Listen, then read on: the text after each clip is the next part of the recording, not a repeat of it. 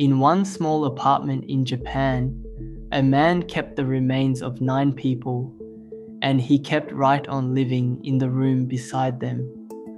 I have read this case more times than I want to admit, and my brain still refuses to fit 9 human beings into one small rented room. But it happened.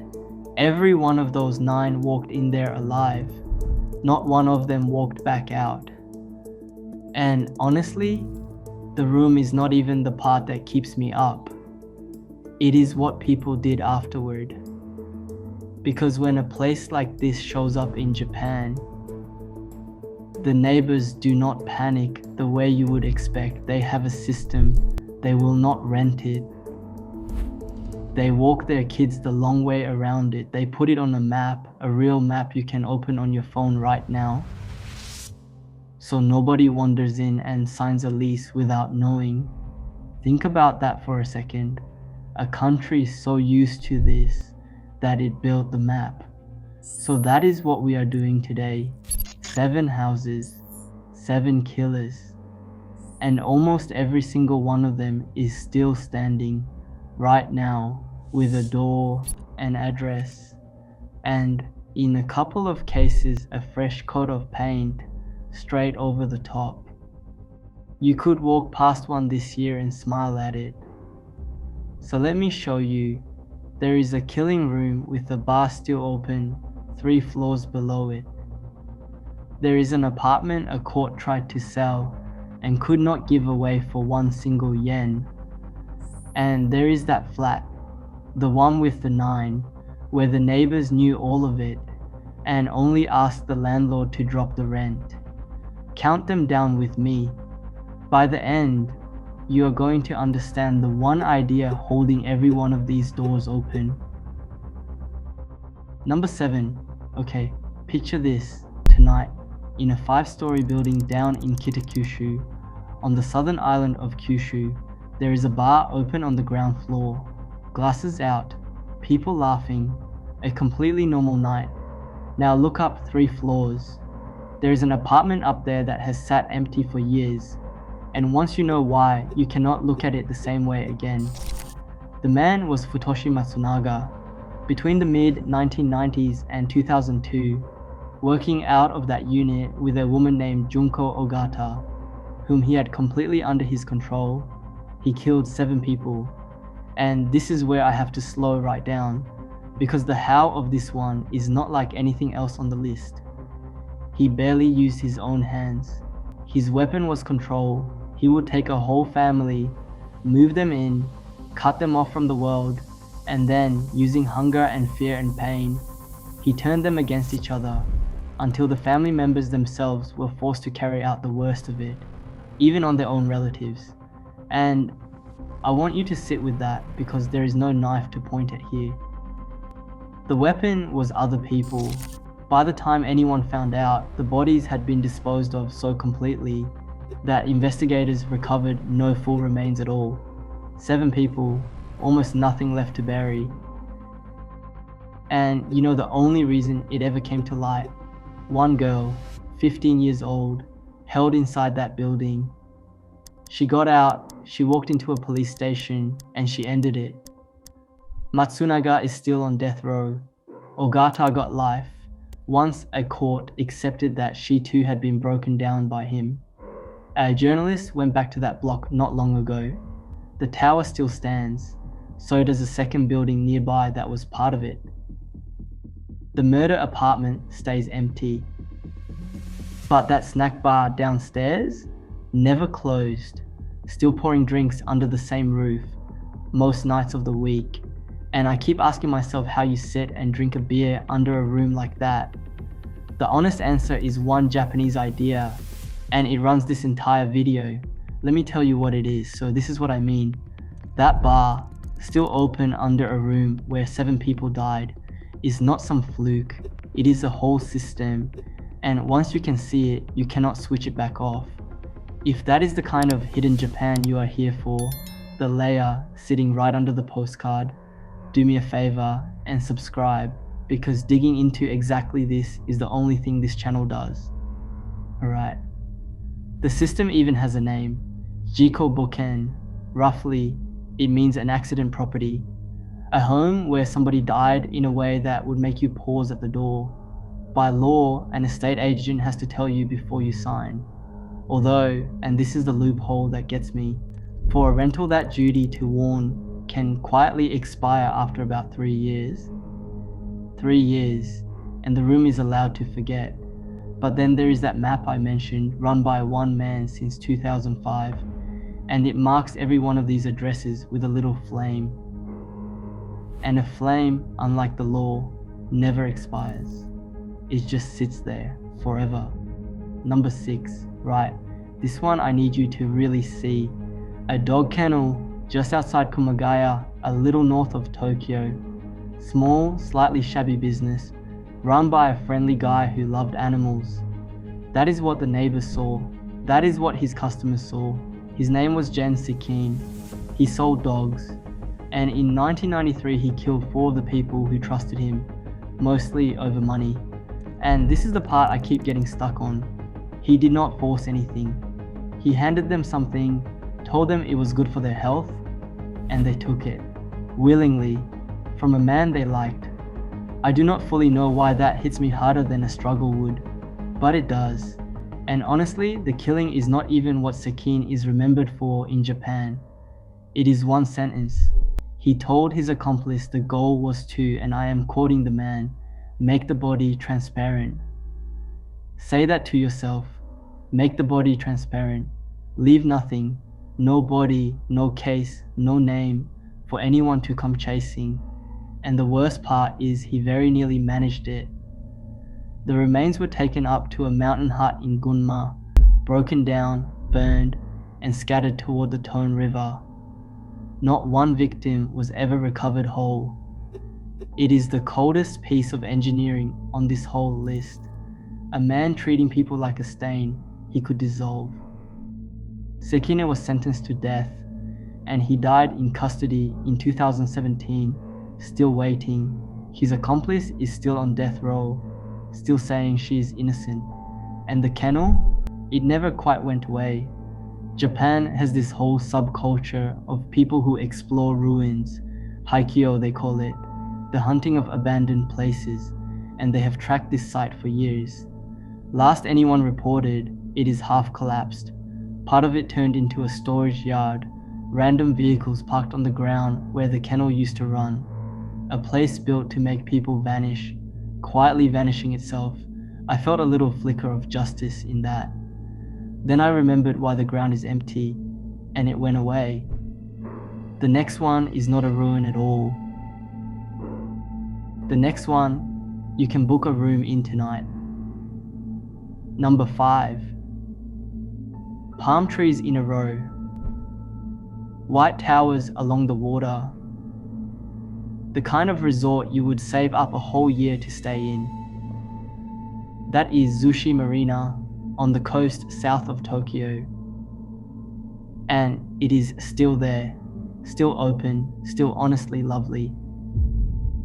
And in one of those rooms lived a man named Joji Obara. Over years, using drinks he had secretly tampered with, Obara harmed a staggering number of women, more than 200 by some police estimates, and 2 of them died. One was a young Australian woman, Carita Ridgway, in 1992. The other was a young British woman named Lucy Blackman, who had come to Tokyo to work and simply vanished one summer afternoon in the year 2000. And for 7 months nobody knew. Her father flew out from England and searched the city himself. Posters, television appeals, begging strangers for anything at all.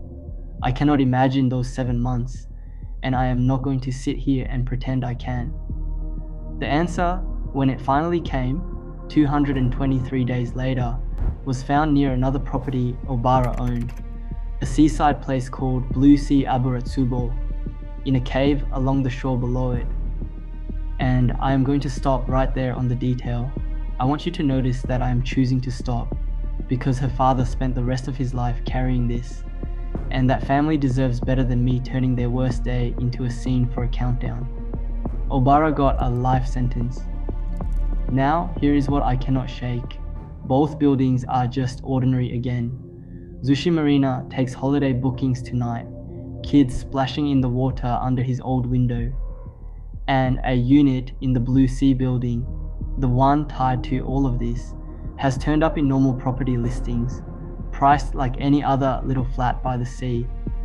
The world moved on so completely, you could scroll straight past it, between a ski chalet and a beach studio, and never feel the cold coming off the screen. And the cave is still down there, at the bottom of the path, open to the tide, exactly like always. Which brings me to a house where the people did not leave for 2 years, and neither did the dead. Number 4.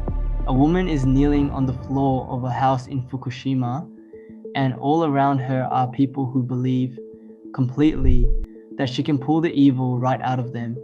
Her name was Sachiko Eto, and before any of this, she was an ordinary cosmetics saleswoman, which I think about a lot, actually, how ordinary these people are, right up until they are not. In the mid-1990s, she convinced a small group of followers that she was something close to a living god, and that sickness and bad luck were spirits that had to be beaten out of the body by force. What she used was a taiko drumstick, a thick, heavy wooden stick, the kind used to play the big Japanese drums. And over a stretch of months, 6 of her followers died during these so-called cleansings. Now, this is the detail that will not leave me alone, and I have tried. The others kept living in the house, with the bodies, for as long as 2 years, because she told them the spirits had not finished leaving yet, and they believed her enough to stay and to say nothing.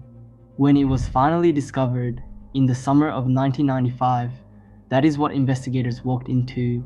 Eto was sentenced to death and executed in 2012, one of the very few women Japan has hanged in the modern era. The regional paper up there still runs pieces on it 30 years on, because the town does not forget this, it just learns to talk around it. The house sits outside Sukagawa. Last anyone reported, it is still standing, empty, the yard grown wild and climbing the walls. The exact kind of place local teenagers dare each other to walk up to after dark. And I want to be careful here because these were people who trusted the wrong person at a low moment, not monsters, and that is so easy to forget when a story turns this strange. The next place is not strange at all. It is clean and bright, and it has a brand new name over the door. Number 3. A hospital ward, past midnight in Yokohama. Lights turned down low. The patients on this floor are the fragile ones, people near the end of long illnesses, on drips, asleep. And a nurse is moving quietly between the beds. In the summer of 2016, on the 4th floor of Oguchi Hospital, a nurse named Ayumi Kuboki was putting a cleaning disinfectant into the drip bags feeding straight into those patients. Over about 3 months, around 48 patients on that one ward died. Now, a lot of them were already very ill, and most of those deaths could never be pinned on her. She was convicted of 3, but she told investigators the real number she had a hand in might be closer to 20. And when they asked her why, her answer was so small it is almost unbearable.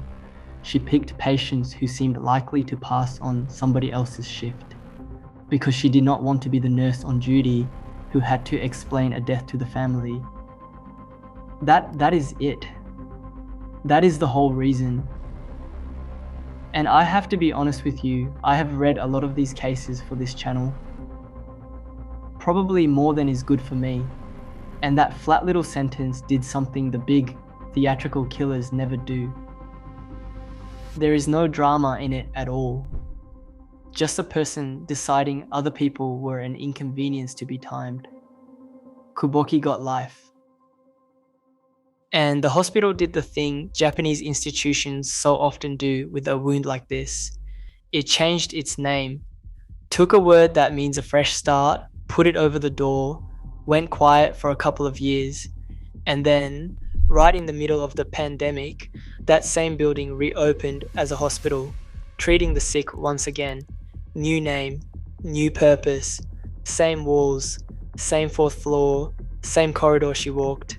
And I'm not going to say that new name out loud because real doctors and nurses work there now and they had nothing to do with any of this.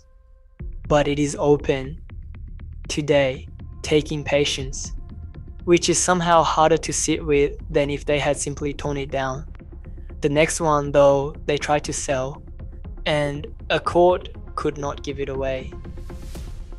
Number 2, there is a court document from Amagasaki near Osaka that I think about more than almost anything else I found for this whole video, and all it does is put a price on an apartment. The price is 0. Let me back up, because you need the full shape of this one. The apartment was the base of a woman named Miyoko Kakuta. Across more than a decade, ending around 2011, she did something I still struggle to put into plain words. She did not just kill strangers, she moved into families, whole families, one after another, took them over financially, emotionally, completely, and then made their own members turn on each other until people died from being starved, confined, and worn down over long stretches of time. At least 8 people are believed to have died inside her web. Some of the bodies were later found set into concrete, inside metal drums, one pulled out of a rented warehouse a year after the death. She was finally arrested, and then, before any trial could even begin, she died in her police cell. So there was never a verdict, never a reckoning in a courtroom, which, for the families who survived her, is its own bottomless kind of ending. Her base was a unit near the top of an 8-story building, around 800 square feet, 74 square meters, where victims had been held out on the balcony in plain view of the sky. And when it was all over, the court tried to sell that unit off to recover a bit of money. So they set a price, around $50,000. Then they stopped. They cancelled the sale, because on paper the apartment was worth nothing at all. A run of deaths had drained the value straight out of the concrete, and that right there is why I cannot stop thinking about it. That is jiko bukken pushed to its absolute end, a home in a country with a real housing squeeze that the legal system itself could not give away for free. The building still stands, people still live in the other units, riding the same elevator up. And before I take you to number 1, do me one quick favor and tap that like button. I am still getting this channel off the ground, and it honestly helps more than you would think, because number 1 is the one the whole world watched happen, and it is still standing too. Number 1, one room, a little sleeping loft above it. 2nd floor in the city of Zama in Kanagawa. The rent was about 22,000 yen a month, roughly $150, back when a place nearby went for more than double that, closer to $350. Hold on to that cheap rent, cause it is the first clue, and it is going to be the last word of this whole video. This was the home of Takahiro Shiraishi, and I have to choose my words really carefully here, because of how he found the 9 people he killed across the autumn of 2017. He went looking online for people at the lowest, most fragile point a human being can reach. The point where they are quietly thinking about ending their own lives. He offered them understanding. He offered to be there, and instead of the help they were reaching for, they found him. 8 of the 9 were young women.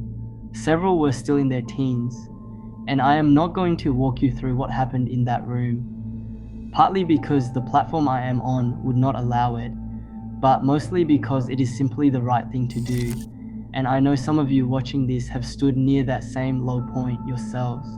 You matter to me a great deal more than a view count ever will. And if that is you right now, please reach out to someone today, a person, a line in your country, anyone, because the story of this room is the exact reason I am asking. What I will tell you is that Shiraishi kept all of it hidden inside that one small space, and his neighbors noticed nothing but a faint smell he explained away. He was arrested, sentenced to death, and in June of 2025, Japan carried that sentence out, its first hanging in 3 years. Now, the address. Remember that cheap rent from the very start? This is the ending I could not stop turning over. That map, the one covered in little flames, the apartment was marked on it at 11:27 at night. The same day the news broke. The same night. The flame went up almost before the country had finished reading the headline. And yet, when a magazine went and checked, months later, not one single tenant in that building had moved out. Not one. The landlord had actually dropped the rent even further. And people were writing in, asking to move in. And that is where I have to leave you tonight. Not with a monster in a cell. With an ordinary building, full of ordinary people who looked at the flame on the map, did the quiet arithmetic of rent against dread, and decided cheap was worth it. There is a version of this country you will find on any travel site. Cherry blossom, neon, bullet trains. And then there is this other version, the one kept on a map of little flames that never go out, a private address book of every room the rest of us would rather forget. And what gets me, after all of it, is not that the flames exist. It is how fast the living close back over them. A country this crowded cannot afford to leave its worst room sitting empty, so it does something stranger than any haunting. It moves back in. It lets ordinary life settle over the spot, the way water settles over a dropped stone, until the surface looks exactly like it always did, and only the map still remembers. So here is the one thing I honestly cannot answer, and believe me, I looked. How long does a house stay guilty? A year? A lifetime? Or only for as long as one single person is still alive who remembers the address and slows the car as they pass? If a place like that exists on your street, the one people lower their voices near, tell me. I read every comment.